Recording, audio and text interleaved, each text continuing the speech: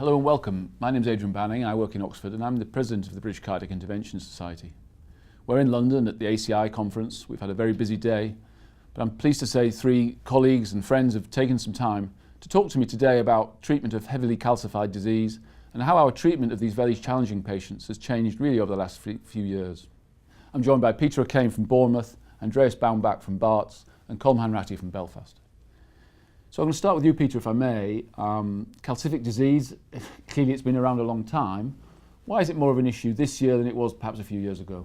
Well, I think we're treating much older patients than we were maybe a decade ago. I think we're challenging not only ourselves with some of the complexity of the coronary disease we're treating, but also the patients, the way they present to us. They're healthier and they're coming with very advanced coronary artery disease, which is very calcified. We know from our own experience, certainly in our centre in Bournemouth, 20% of the patients we treat are over 80, and that's so calcification is an everyday experience.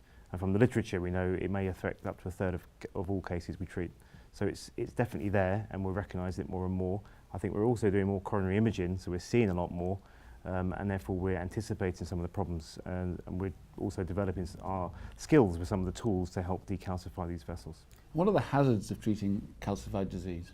Well, I think it starts really just even with wiring. If you're not careful, you can dissect vessels quite easily with a wire if it's calcified. You might overdilate a lesion and perforate a vessel. You may have an undilatable lesion that may end up, if you put a stent in, you might get an underexpanded stent, which could be a real hazard for the future.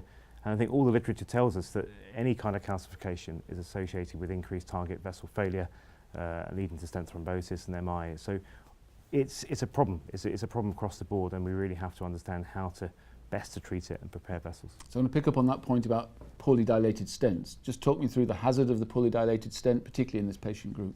Well, I think if you are unlucky enough to have an underexpanded stent at the acute PCI, then the risk to the patient is that they're much more likely to get acute stent thrombosis, and even if they don't get a stent thrombosis, they're much more likely to have stent failure in the first 6 months, requiring repeat revascularization.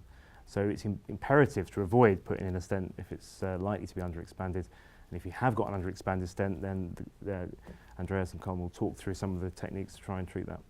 Certainly one of the things that we've seen in older patients is you never know when something else is going to happen to them. You know, they come in for an elective PCI, next thing they've got cancer and things like that, and ultimately there may have to be interruption of scheduled dual antiplatelet therapy.